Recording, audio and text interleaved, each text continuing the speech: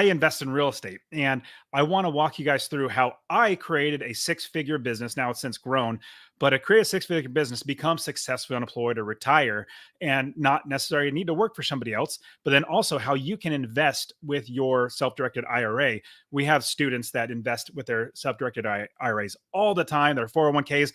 If it's self-directed, you can invest in it. So super pumped to be sharing this with you. So I'm going to share my screen, and as we get started, I'm going to walk you through a little bit about who I am, as well as walk you through what you can do as a real estate investor. Okay, so obviously, welcome. Thank you so much for being here. This is going to be great. I'm super pumped to help you to invest in real estate. So this is how I built a six-figure automatic business in my spare time with a full-time job, and how you can too.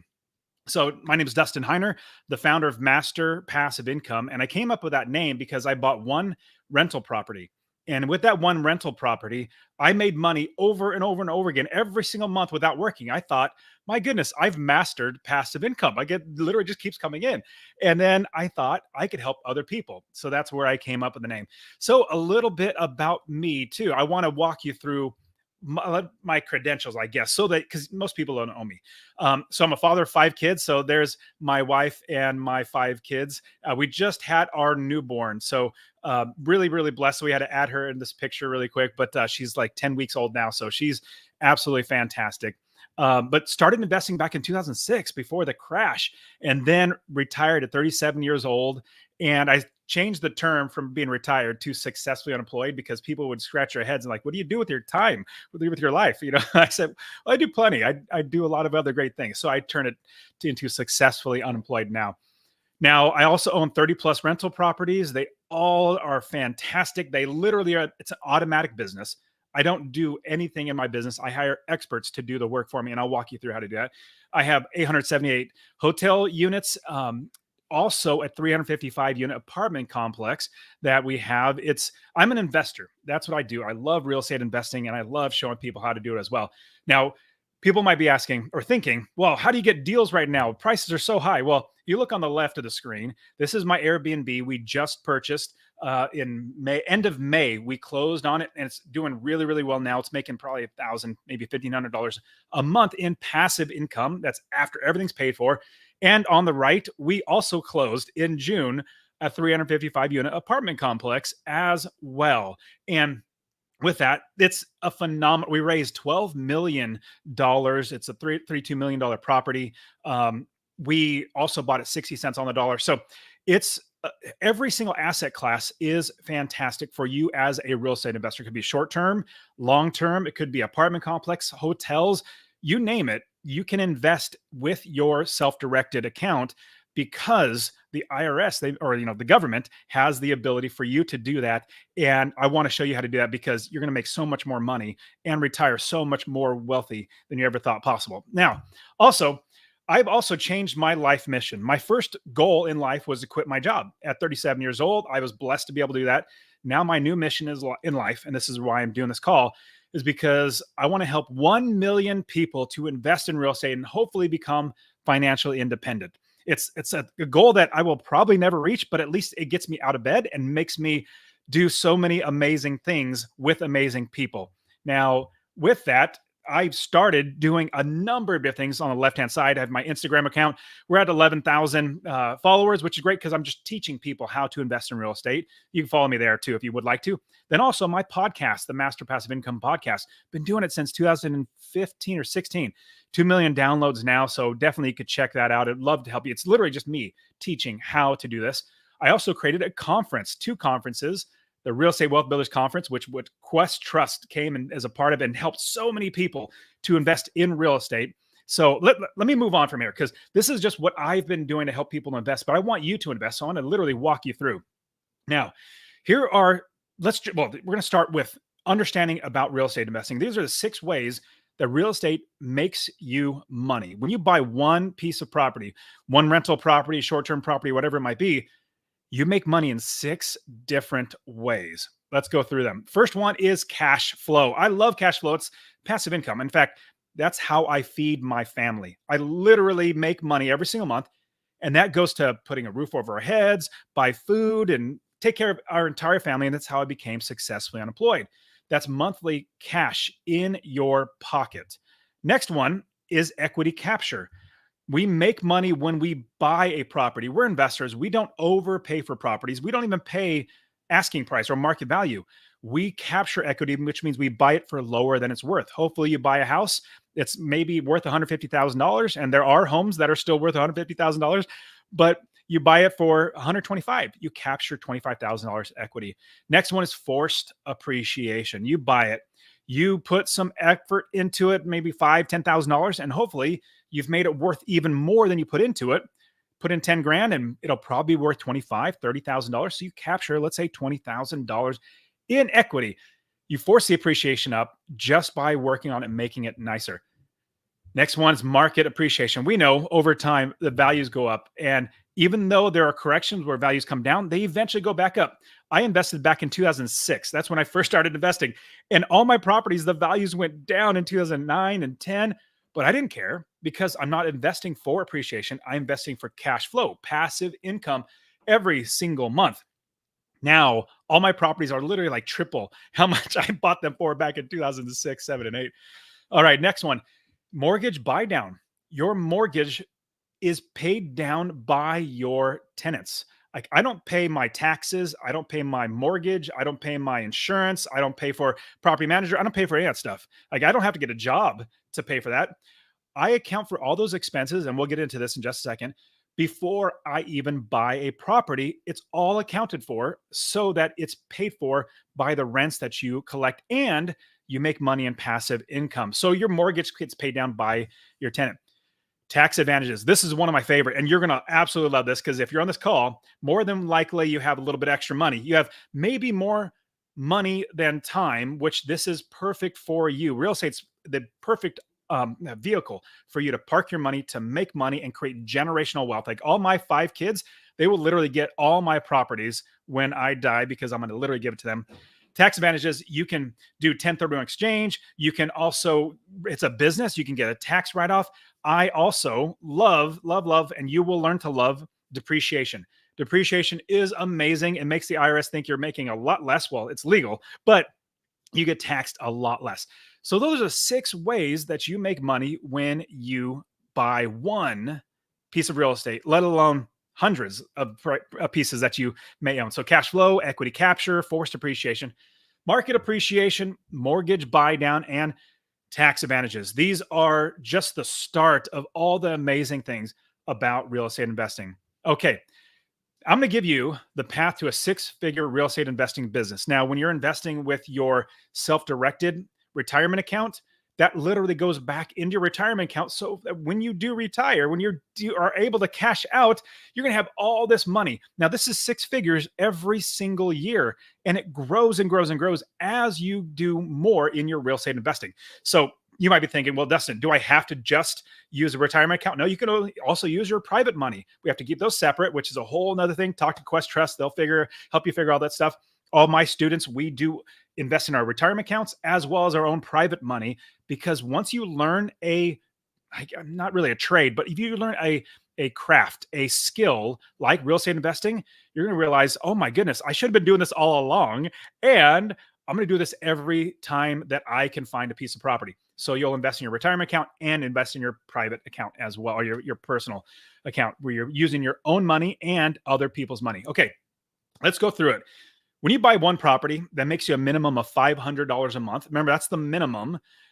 I have properties making me $1,000, $1,500 a month in passive income. That's after all the expenses are paid. Well, that's $6,000 a year in passive income. That's without working. 10 properties at $500 a month. Oops, I actually miswrote that. It should be $5,000 a month in passive income, not 5,00. So I apologize about that. But that's $60,000 a year without even working. Imagine $60,000 a year going back into your retirement account, and you still own that property, and the equity is growing and growing and growing because the market value is going up as well. Now, if you bought 20 properties, remember I have 30 plus properties, hotels, apartment complexes, all that stuff. It's going to make you $10,000 a month in passive income. That's after all the expenses. $120,000 a year in passive income. Again, going to your retirement account. 40 properties is $20,000 a month. And I probably shouldn't say it. My wife will get mad, but I'll say it. I'm a little above that now. Like it's just great all the passive income where every single month you're just making so much money. You don't even have to worry about your bills. You don't have to worry about things. You can now put it towards your retirement. That's $240,000 a year in passive income. You need to be investing in real estate. Now, let's go through it. I learned quickly the wrong way. Back in 2006, when I first started investing, there was an infomercial that came on late at night, and one of those gurus came on and said, "Hey, we're coming to your town. We're going to give you a free 2-hour seminar, teach you how to invest in real estate." I was like, "Great." And so I went to this 2-hour seminar. It was very bad. It was all hype and all sales pitch. And the guy from the main stage said, "Now run to the back. It's normally $1,000,000, but it's $1,000 today."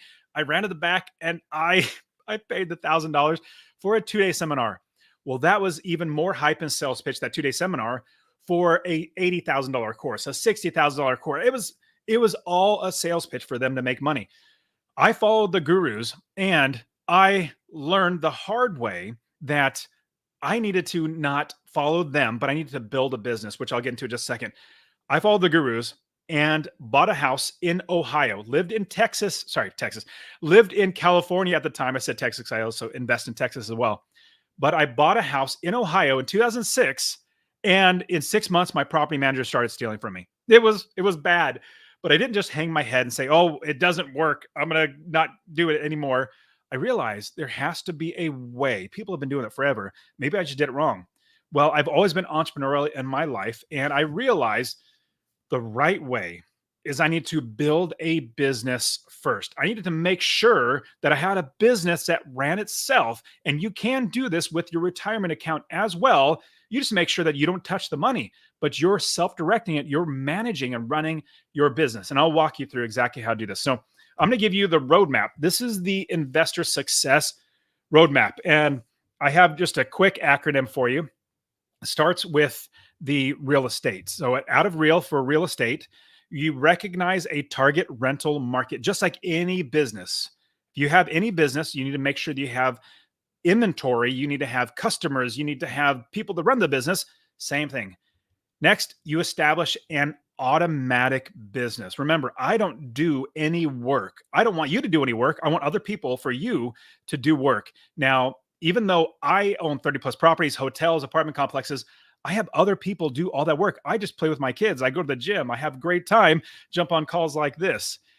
Also, you need to approve others to help you succeed. When you build a business, you could only go so far if you do everything yourself. If you're a self-employed person, you basically own a job. That's not bad, but you own a job. It's now time for you to now grow into where you have other people doing all the work for you. So now you have a functioning business. Then you lease a property that is $250 or more in passive income. I suggest $500. We try not to buy any homes that are under $500 because we want to have passive income. But at the very minimum, I suggest never buy it under $250 a month. Now, let me share with you the easiest part of the property, because I always get this question from my students. We got hundreds, if not thousands, of students now that we coach to invest in real estate, that they always ask, "Well, how do I get money to invest? How do I find properties?" That's actually the easiest part. The hard part is building the business first. Buying the property, finding and buying the property are very, very simple. This is the hard part. Building the business first. Now, I'm going to give you the secrets to investing in real estate. I'm going to give you 6 secrets to investing in real estate right now. So if you're going to start taking notes, this is probably the great time to start taking notes. Secret number one. I hope I have these. I was working on this morning. Hopefully these numbers are going to line up. Anyone can invest in real estate. That's the number one thing. That's the number one secret. Anyone can invest in real estate. I personally started investing back in 2006, and I didn't know what I was doing, but I figured it out. Then now, after I figured out, I literally teach all my students how to do what I've done. I invest in Ohio, Texas, Arizona, Indiana, and Tennessee. I have all these states that I invest in, and since I duplicated over and over and over in all these different cities and different states, I realized I had a system. I had a business that I could just duplicate over and over again, and then I just start showing people. Now, I'm going to give you some myths that people believe. Number one, you got to be born rich. Number two, you have to have lots of experience, like maybe, work in the business for a long time, have lots of connections, like other people that are going to just send you deals and live in the right location. Those are the real estate investing myths that you need to get out of your head. It's absolutely not true. In fact, I have so many students that start with very little money. They don't have any, even have a retirement, but maybe they've saved out five, $10,000 and they start investing and they buy their first property.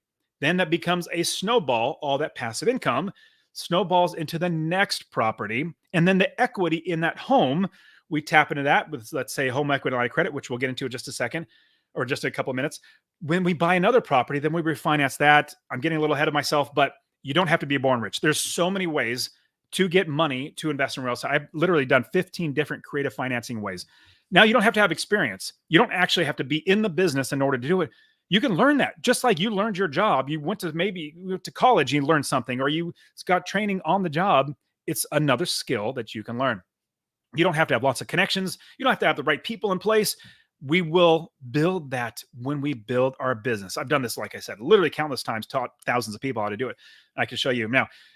You don't have to also live in the right location. Like I'm living in an area that I buy all around me. No. I invest. You heard the states: Ohio, Texas, Arizona, Tennessee, Missouri, Illinois. No, not Illinois. That's the wrong one. Indiana. So I invest in all these because I don't necessarily want to live there, but I, like a business owner, can start a business that makes me money and then has people that want to use the properties, rent the properties. Then I make money every single month. We could do this over and over again. And the biggest reason why is because we hire the right people. Now, here is really what it comes down to. All those myths are out. Anyone can invest in real estate. Little to no money. Hopefully you have some extra money because you have your retirement account, which we can absolutely use that and grow that very well. You can invest with a retirement account. You learn the step-by-step system. It's very, very simple. It's not easy. If it was easy, everybody would be doing it, but it's simple. It's not hard. You can comprehend it. Very simple. And you want to follow those who have done it before you and invest anywhere in the country. My students, I mean, like I said, hundreds and not thousands of students now, they've already found the right areas. They already found the property managers. They already found the mortgage brokers. They already found all this stuff. And we put it all together for all the students so that they can get all that and, follow the people that have gone before them. All right. Oops. See, I told you I screwed up on the numbering. So this is the next secret. So we'll just say the next secret. We build the business first. We build the business first. That is the biggest thing. Now, when you build a business, we need to find a good city that has good inventory. Remember, when I say build the business, I'm talking about making sure you have the experts in the area, making sure you have a good city that has good inventory. Remember, when you're building a business, we don't look at it as a home we're going to live in. So if you're thinking, I'm going to buy a house, oh, I don't want to live in that, so I'm not going to buy it. No. Plenty of people would love to live in a property that you buy that you might not want to live in.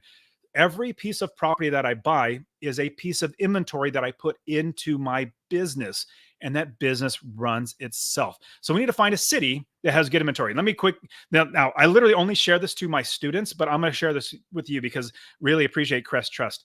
I want to walk you through how to do this. So here is Zillow. We've probably all seen Zillow. In this one city, was it Brownville? You could see a few red dots. Now you could see the criteria is up to $150,000, 3-bedroom, 1 bath. We're looking for single family homes. Well, there's not very many dots in here, which means there's not that much inventory. And the reason why is it's just not that big of a city. And when you don't have a big city, you don't have that many people that can work in the city that would rent your place or find managers for your properties, find contractors, roofers. It's just a smaller town. How about instead you find a different location? Here's Memphis, Tennessee. Look at all those red dots. Those are now, don't get me wrong. I'm not trying to tell you invest here. I'm trying to give you the principle. And even where all these red dots are, they might not be the right location for you to invest. In fact, my students say, hey, Dustin, you invest in this city. You're the expert. How about you tell me where to invest? I said, no. I'm not the expert. In fact, even though I invest there, I don't trust my own opinion because I don't live there.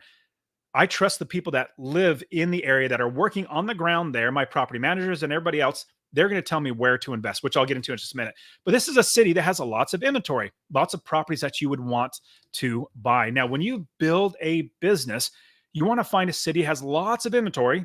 That means you're not going to buy up all the inventory in like 1 or 2 years. You can keep scaling and growing, and we multiply this in many different cities. Kind of like have fishing holes.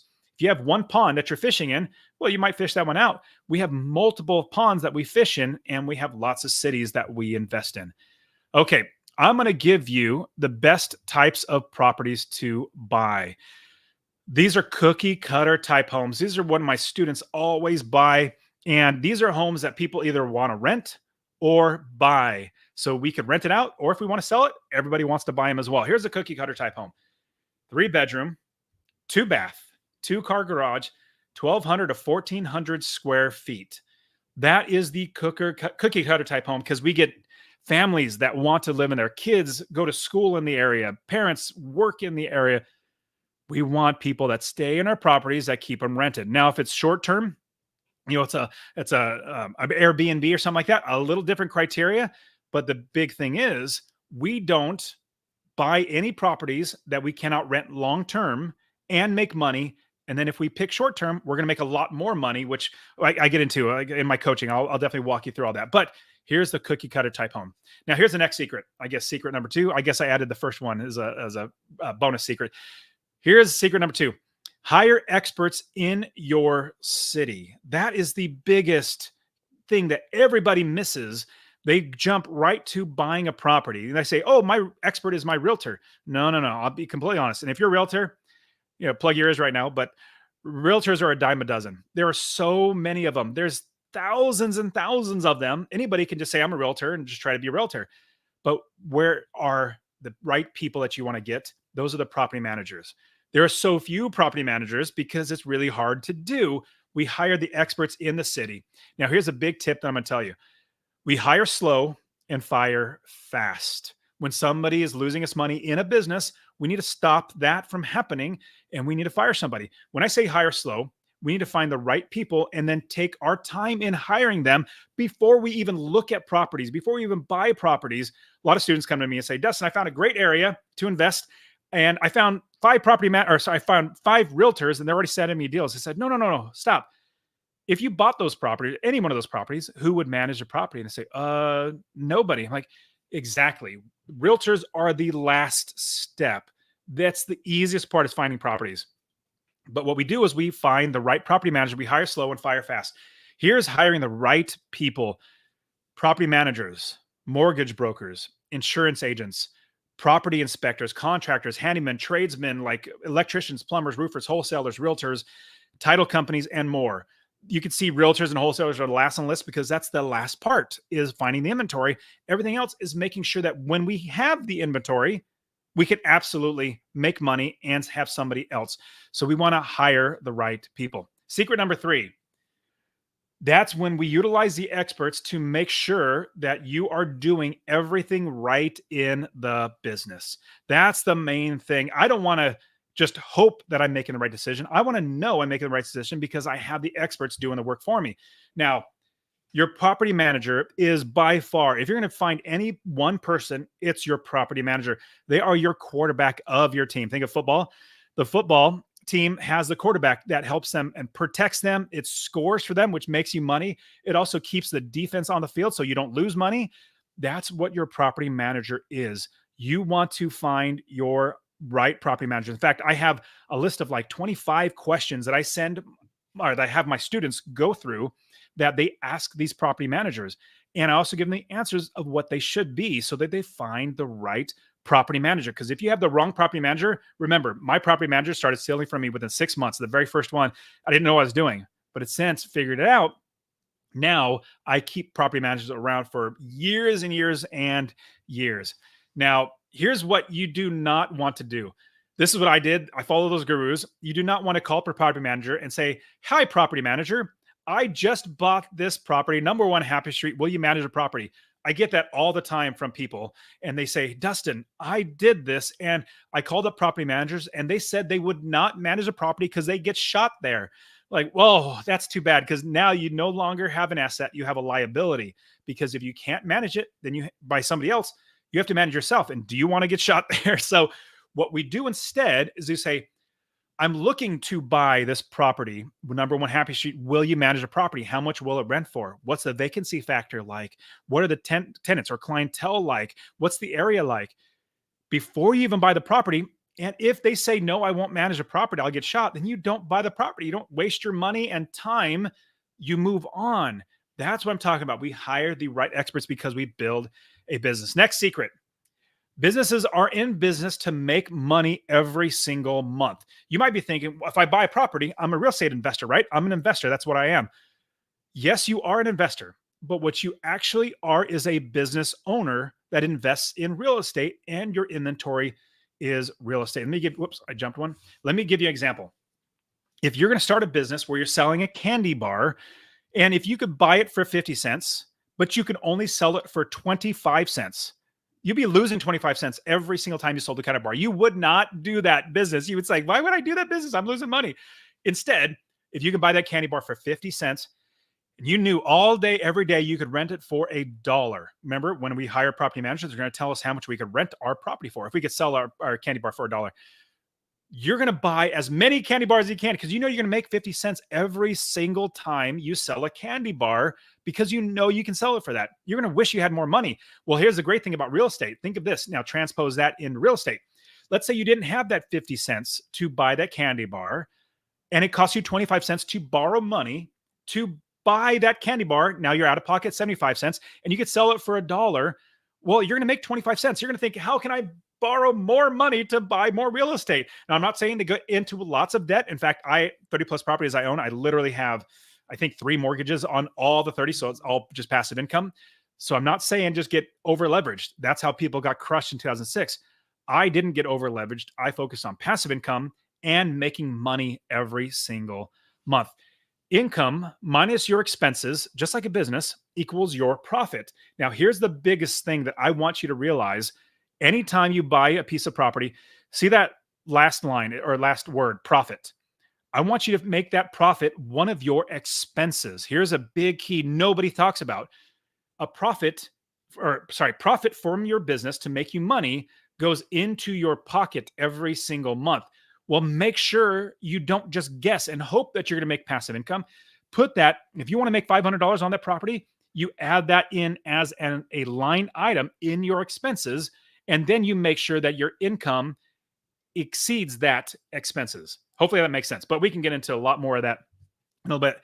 Oh, and also, if you want to ask any questions, put them in the chat. We will go through some questions as well. Now, here's another secret. Creative financing using OPM, other people's money. I've literally, and I counted 15, and I think I've just found the 16th way to invest in real estate with other people's money or creative financing. Like, you don't have to get a job, work your entire life and save up $50,000 and buy your first rental property. And then you're tired and you can't buy another one because you're so tired and you don't have any more money. No. We literally buy properties with no money down with our home equity line of credit, which I'll get into just a second. Let me jump into that. Okay, here are creative financing also. This is just a few of them. Self-directed IRAs, self-directed 401ks, your retirement account, you can use that to invest in real estate. You can use a home equity line of credit. Quick example, a pastor up in Sacramento, California, got me to coach him. I'm coaching him. He didn't have any money. He said, Dustin, I don't have any money. How do I invest in real estate? Because I know I can't work forever. I need to have some retirement. And I said, well, let's look at what you have. He had a house that he bought in 2015. It had some equity in it. So we got a home equity line of credit, pulled cash out to buy a house in Georgia, Atlanta, Georgia, bought that house, fixed it up, got it rented, and then refinanced it and then paid off his home equity line of credit. Now he literally has no money of his own. He'd have to work to save it and to buy that Atlanta property. He's literally bought with no money and paid off his home equity line of credit. Here's seller financing, which is great. Hard money using fast, quick turnover of money. Subject to, we are assuming existing mortgage. That's going to get pretty big here pretty soon. And I can show you how to do that. Basically, people are going to be losing their homes. They have these 2 and 3%, and they paid a lot of money. Well, you can assume these properties and make money on private money, commercial loans, portfolio loans, blanket loans, signature loans. I've even used a credit card and did a cash out advance and bought a property. It's because I own a business and I knew if I borrowed that money from that credit card, my business, when I bought the next property, would make me money, just like that candy bar analogy, so I could keep making money. Another secret, we automate with systems, procedures, and processes. We make sure this business is automatic where it's going to run on its own. You know, a lot of people have heard of the book, The 4 Hour Work Week. Well, the premise of the book is you make your life and your job so that you can only work 4 hours a week. Well, my opinion, working 4 hours a week is for suckers. I don't want to work 4 hours a week. I don't even want to work 4 hours a month. I maybe work like maybe 30 minutes a month on all my properties because I have experts doing all the work for me. I just review everything, make sure everything looks good, and go back to play with my kids. So we create a systems, procedures, and processes. Here's a quick example of what that looks like. Rent is due on the first. Late after the third, this is a process. Rent's due on the first, late after the third. On the fourth, you give them a 3-day notice. Like you don't give, like you don't just say, "Oh yeah, let me just go ahead and let you not pay the rent." If you called your mortgage company, your bank, and said, "Hey, I just my son just went in jail." You know, they give him a sob story. My son in jail, and I had to use the mortgage to pay for that to get him out. Will you forego my rent? They're gonna or my mortgage to say, "No, you have to pay your mortgage." That's what we do is we run it like a business. So on the fourth, we give a 3-day notice. It helps them to know that we're serious. And it's this process is the least discriminatory process of all because we treat everybody like this. Everybody, get this. On the fourth, you give a 3-day notice. Then you give a late fee and you start the eviction after that 3-day notice is up.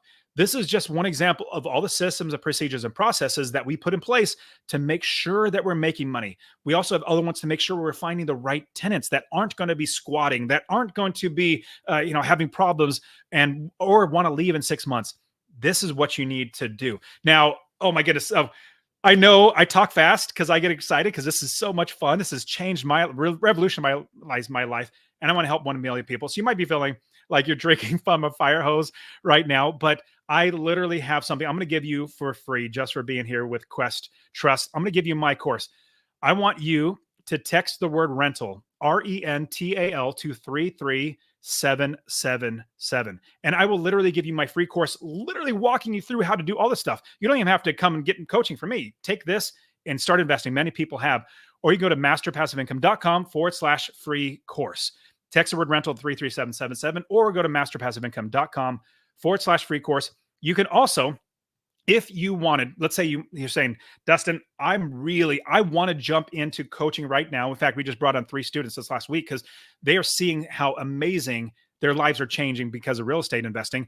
You can email me, support@masterpassiveincome.com. I'll have a discount. I don't want to, this is not a sales pitch at all. It's just, I'm going to help you out. But I'm going to give you a huge discount for all of our coaching just because you're part of Quest Trust. If you want to, just email me, just say, "Hey, I'd love to look at your coaching." We have membership, we have one-on-one coaching to help you out. But literally, I'm going to give you a huge discount just because you're part of Quest Trust. I really appreciate Quest Trust. They're great people.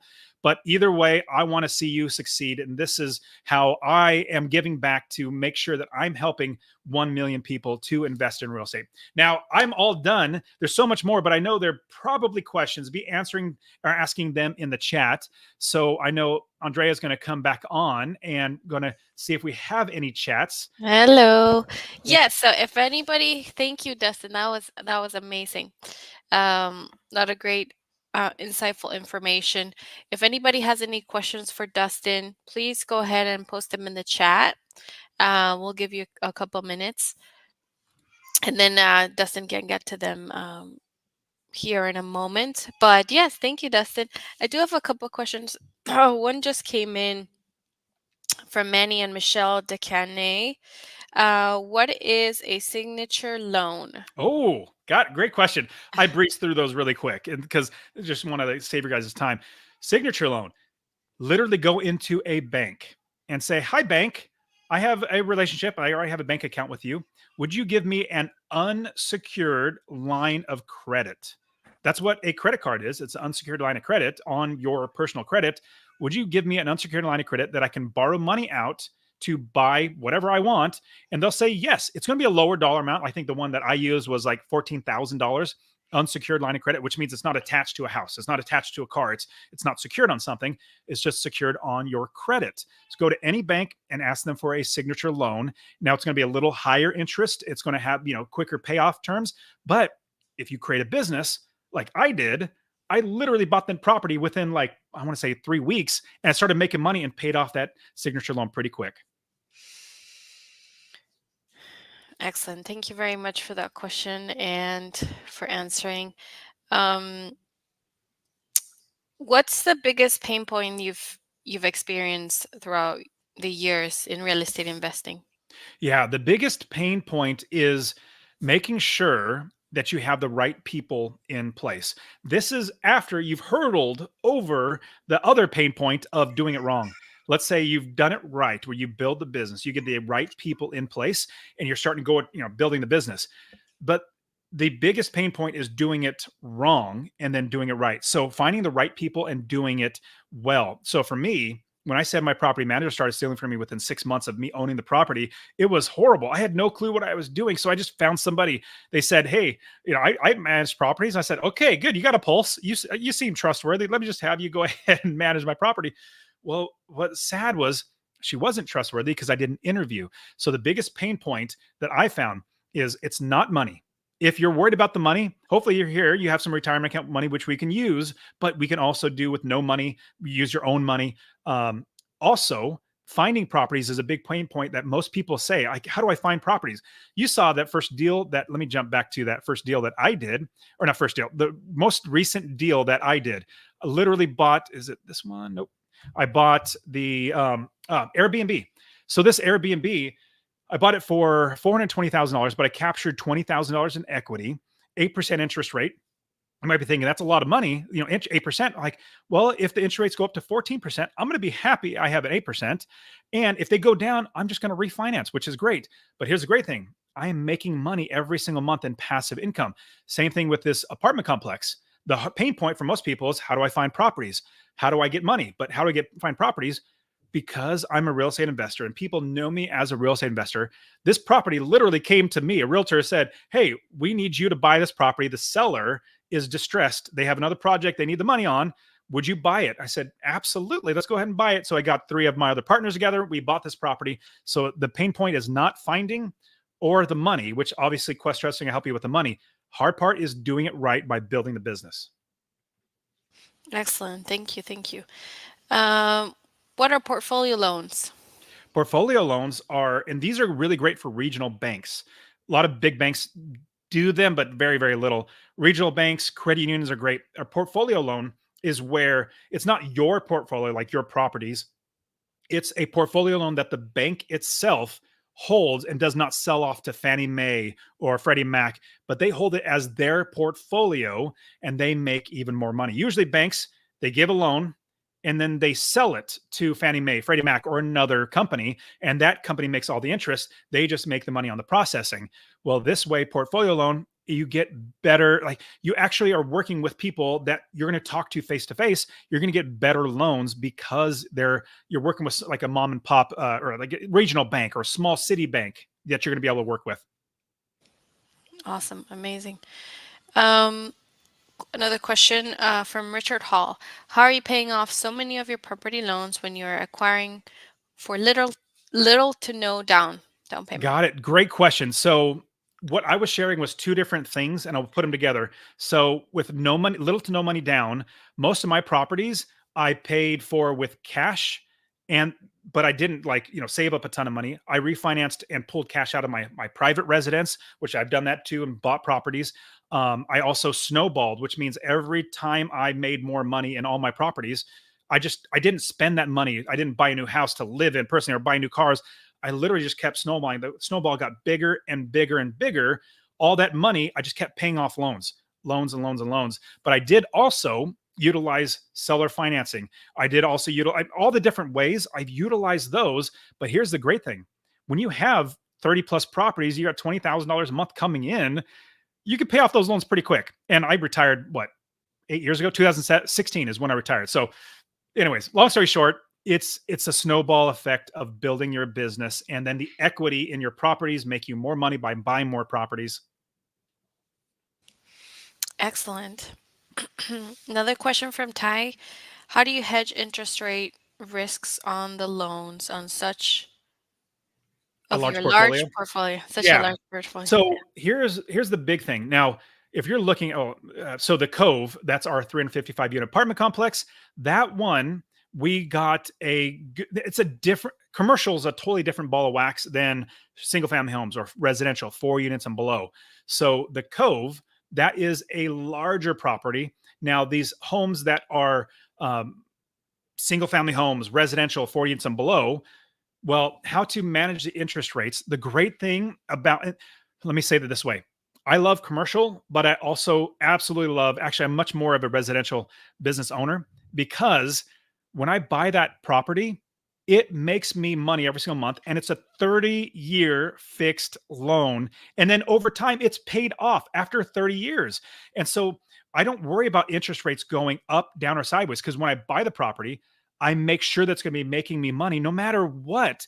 And if, especially if it's a 4 units and below, a regular conventional mortgage, the 30-year fixed, you're not going to worry about any of that. Now, one quick caveat: since you guys are probably have a little bit more money to invest because you have your retirement account, you can invest. When you invest in something like a commercial property, this is where I want to really dive into your question. It shouldn't take that long, but I'm going to dive into it. When you get a commercial loan, it is not a 30-year fixed. It's usually 3 to 5 year terms, and then you have to refinance every year.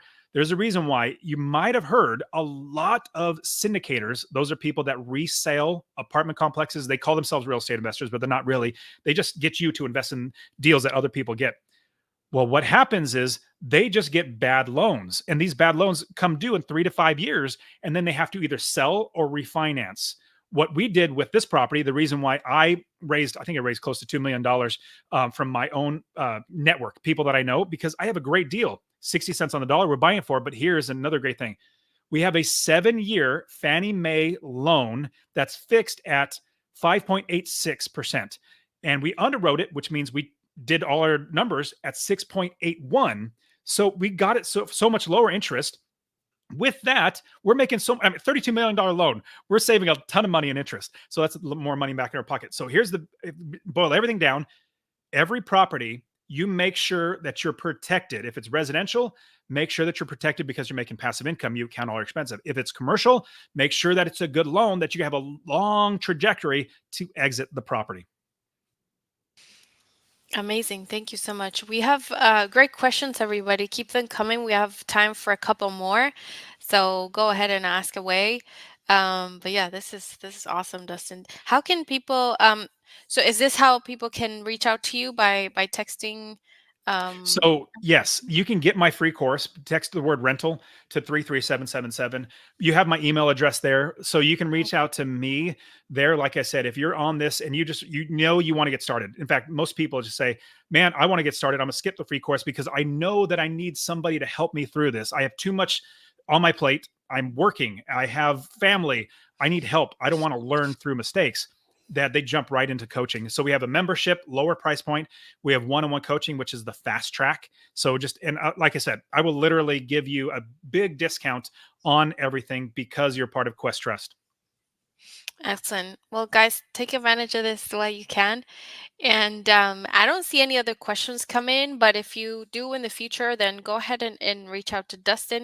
If you have any questions that you'd like to invest with your IRA, go ahead and reach out to us at Quest. Oh, one question came in, so let's just go over this. Does the bank require you to hold the property under personal name instead of company name?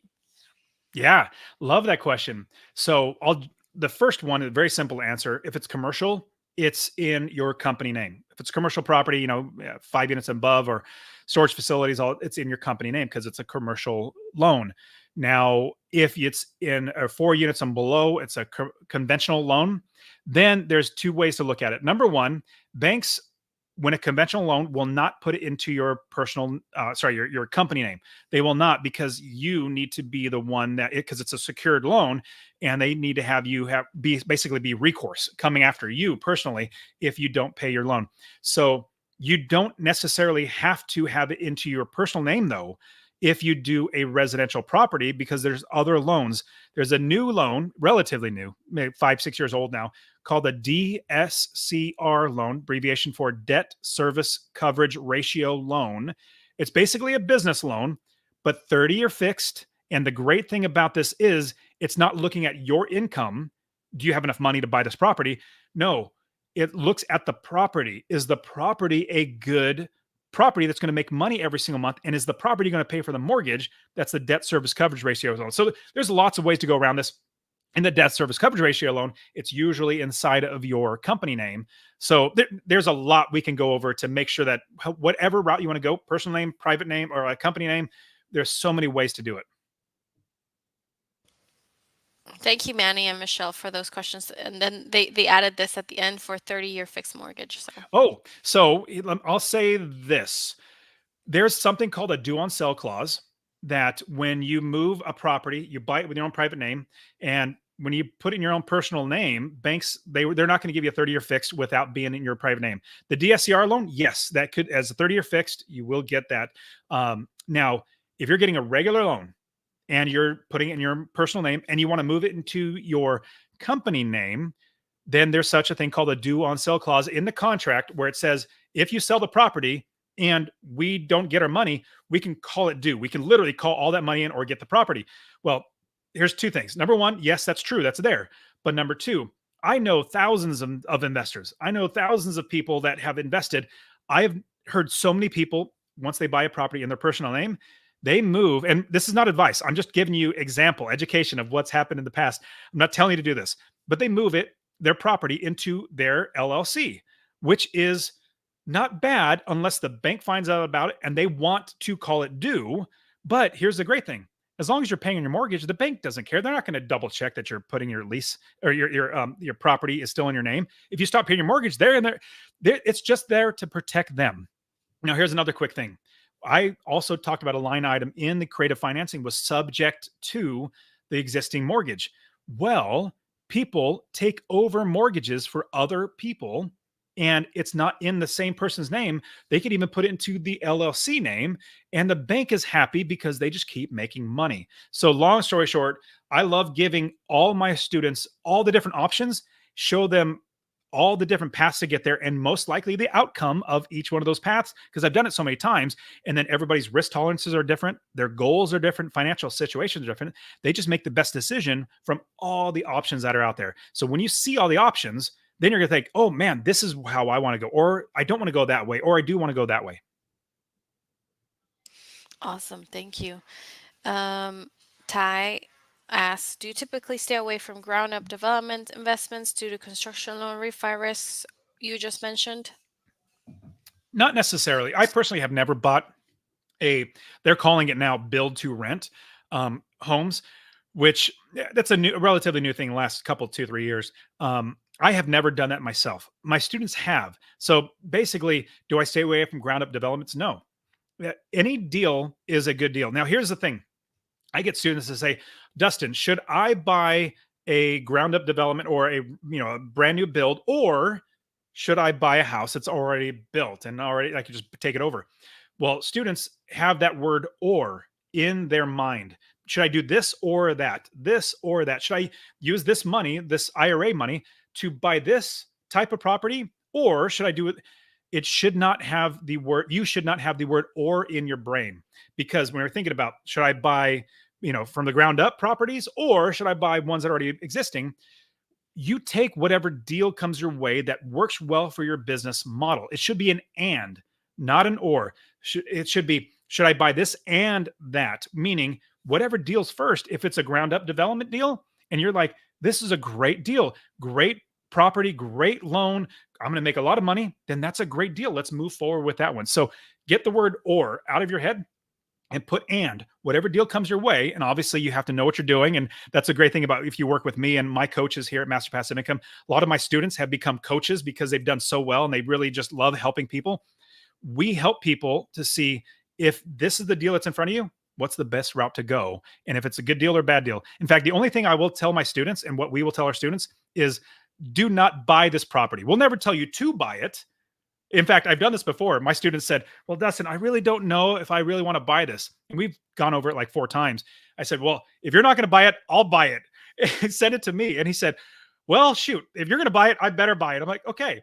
But the only thing I ever tell my students, or only thing we ever say is, do not buy this property because it's a bad property. We don't want you getting into bad things. But what we love to do is give you all the options, give you principles, then walk you through, and then you make the best decision of what you can do. Excellent. Um, Question from Aparao Jatla. Dustin, if you buy a property in an IRA account, how do you claim depreciation since you don't pay taxes on an IRA account? Well, that would be definitely a Quest Trust company question as opposed to me. I mean, Yeah. Andrea, do you have that answer? Yes, 100%. So there's two answers to this. The most straightforward one, if you buy a property cash with your IRA, then you don't have to worry about depreciation or anything like that. Because, like you mentioned, everything goes back into your account tax free. And depending on the account that you have, is if it's a traditional IRA or a tax deferred account, then you take care of the taxes when you take your distributions at retirement. But if it's a Roth IRA, which is the powerful account, then you take those distributions tax free at retirement. So, but the only other there's a way that you can trigger something called the UBIT, which is a long topic, and we can talk it offline if you like, Mr. Rao. But whenever a property is that you invest in with your IRA is debt leverage, sorry, then you might trigger this UBIT tax, and you at this point you can use depreciation tactics to offset some of the UBIT tax there. But again, we can talk more offline about this. And so I want Um, to add really one of quick thing. course. If you guys have listened to Andrea, she gave you some really, really good advice. I don't want, like I said, I don't want to be the expert in any of this stuff. I don't want to be expert in properties, areas, accounting, lawyers. I hire all those people. But now here's the great thing is I make sure that my business pays for all of that. So I don't have to pay for it myself.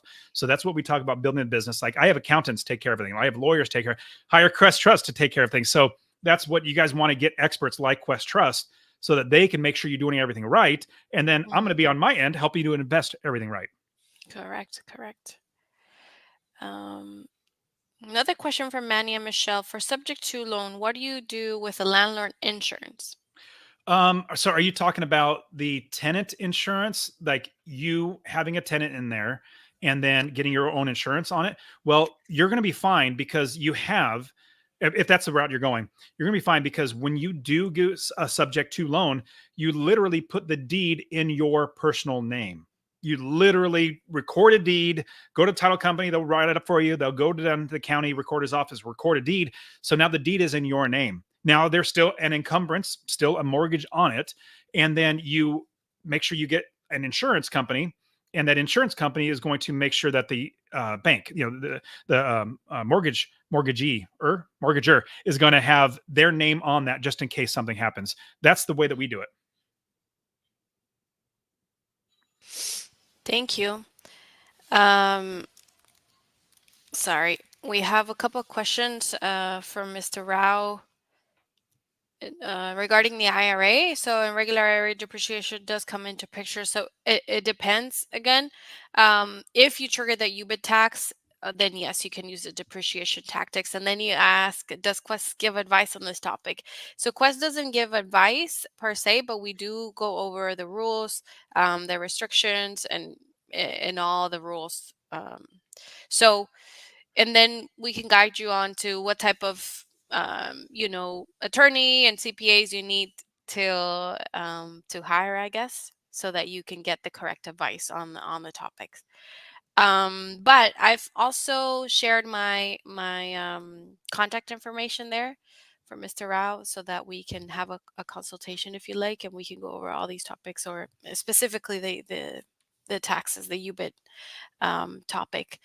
And then,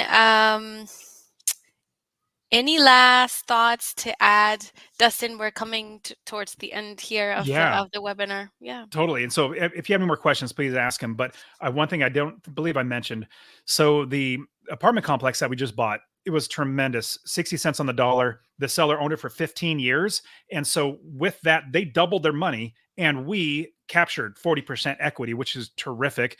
But here's another great thing. We raised money.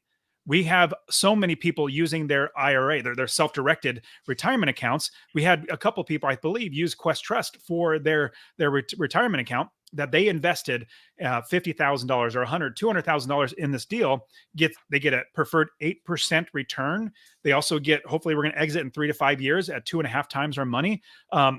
It's just a tremendous, your self-directed IRA is a tremendous way to build generational wealth. If you're using it to build your own wealth, so you have single family homes, that's terrific.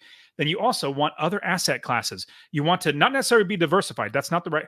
When I talk about diversification, it's not like stocks and real estate, which you can. That's great. What I'm saying is you have different asset classes in real estate. That's you're not diversified. You're inside that asset class, which we know literally goes up over time. It almost like I think it's like every 15 to 20 years, real estate doubles in value. So that's great. Plus, you're making money in passive income. So you want to be able, and so honestly, like, even if you want to invest in this deal, we're just about ready to close the deal. We have options for people to invest in there as well. But again, I'm not a syndicator. I'm just a real estate investor. And then when I have a good deal, I bring it up to people. But it's terrific having everybody on. Excellent. Yes, I want to thank everybody for joining us and for all the great questions too. And of course, thank you, Dustin, for all the great information. Hope to have you again soon here with us again. But yeah, I hope everybody has a great weekend. Thank you. All right, take care.